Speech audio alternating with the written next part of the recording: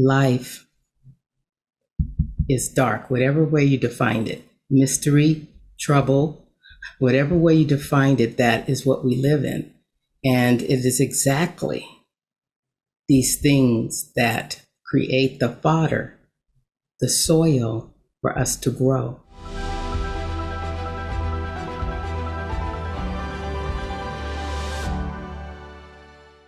It's my delight to introduce you to Osho Zenju Earthlyn Manuel. I'm going to call Osho Zenju Earthlyn Manuel Zenju, which is her Dharma name, and she'll tell us more about that. Zenju is an author, poet, ordained Zen Buddhist priest, teacher, artist, and drum medicine woman. She's the author of several books, including The Shamanic Bones of Zen, The Way of Tenderness, The Deepest Peace, and now, I'm so pleased to say, a new book which sounds true. It's called Opening to Darkness, 8 Gateways for Being with the Absence of Light in Unsettling Times. And that's what we're going to be talking about, Opening to Darkness. Please join me in welcoming Osho Zenju Earthlyn Manuel. Welcome. Hi. Tell us about Zenju as your Dharma name. What does that mean? Zenju means complete tenderness. When you get ordained, you get 2 names. So my Dharma name is Ekai Zenju. And so Ekai is a more informal Zen name. And according to my teacher, Zenke Blanche Hartman, the late Zenke Blanche Hartman, it's very strict. So you're to use your formal name, not your informal name. So there's a long story about how I went from Ekai to Zenju. Actually, she got really upset about me not doing the Zenju. And Zenju means complete tenderness. So when the name is given to you, that second name, that is your work.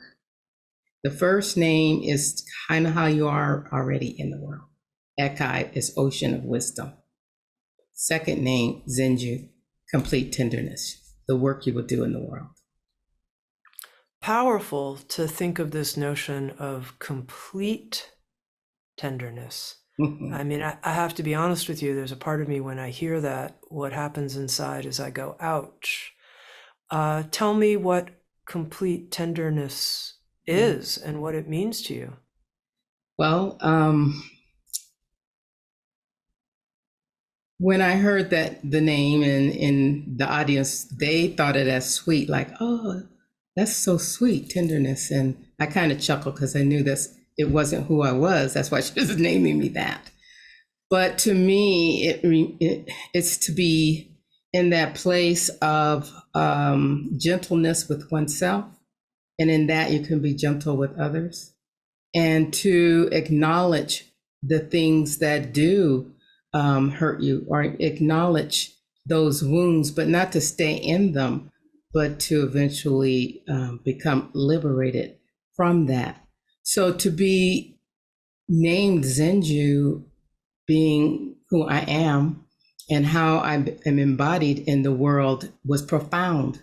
Because how are you going to be tender or have a way of tenderness, which is the name of one of my books, in the midst of oppression, internalized and imposed upon life, in which brings rage and anger, and yet this call, this way, this name to hold a place of tenderness, whether it hurts or not, but to hold it so that one is not armored, not always defensive, not always dying in the anger and the rage.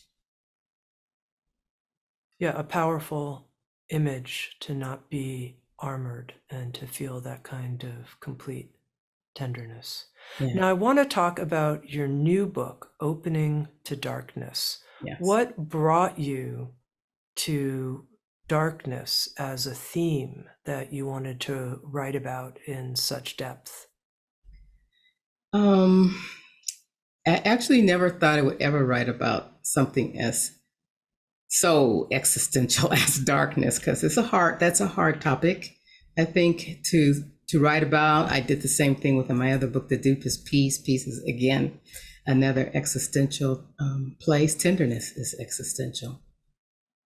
During the pandemic, when it started, I noticed right away that people were struggling with how to be in this very dark place all over the world, and everyone was in it.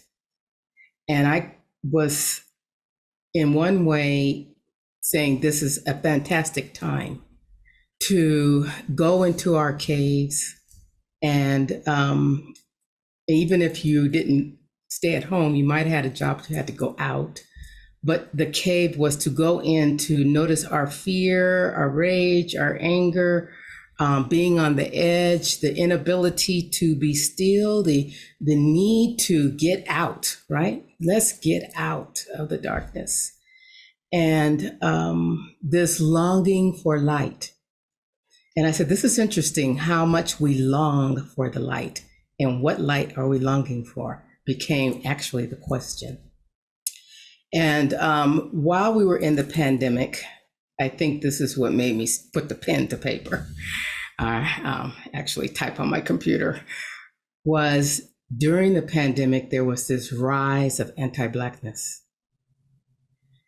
So we're in the dark, we're battling it within ourselves, and we also are battling the people who are carrying the dark skin. So this, of course, went on with other groups, not just Black people, went on to anti-Asian and on, right? This went on for a while. And so I began to see for me, one, being embodied in darkness. It was important to write from that embodiment while I'm in the darkness. And I think majority of the books on darkness, there may be some that I haven't seen, are written by people who are not embodied in dark skin. And so I began to feel the darkness and that rise in anti-darkness, anti-Blackness as a way in which we don't know how to live with it. So we like to annihilate it, eliminate it. Let's eliminate darkness. Let's eliminate dark people, dark matters, dark experiences as fast as we can. And so I think it was my, let's say, like an idea, I guess, or a philosophy that there's something that might be missing in our society, that we don't have the rituals and ceremonies that help us deal with darkness. Okay, I don't want to get into what those might be, because it could be a whole lot of things, and we would be off into a whole nother world. But that's when I started writing about it, and I kept writing about it as I got the contract to write the Shamanic Bones of Zen. And I was like, oh no, what am I going to do with these two things? And so I just kept writing on opening to darkness, and trust that the Shamanic Bones of Zen would be there, which it was when it was time to write it. And it was right there. It was very simple to put that book together for me. So, but opening to darkness, I think it's important to understand that life is dark, whatever way you defined it, mystery, trouble, whatever way you defined it, that is what we live in. And it is exactly these things that create the fodder, the soil for us to grow and to be and ascend, if we can, as a humanity. That it's there and it's going to be there, pandemic or no pandemic. What I noticed was that I had a moment in really digging into opening to darkness, where I was tracking with you completely about how, as a society and as individuals, we have this bias always towards positivity and let's find the light and let's find the glass half full. We don't like dark times. I totally get that. And we haven't developed skills and capacities to go through dark passages in our lives. Totally with you. And also totally with you in terms of racialized oppression and the oppression of Black-bodied people. I'd never connected these two things. And as you connected them in Opening to Darkness, I had a lot of questions about the connection. And I was like, is it like a one-to-one connection? Or I'm curious how you see that. Right. I think that's a good question. And I don't know if you felt it like a one-to-one, so I'm curious if you felt it as one. I felt it more as a question. I felt it more as a question emerging for me, and I wanted to talk to you, not just the writer, but a Black-bodied Zenju, to help me understand how you see the connection. Yeah.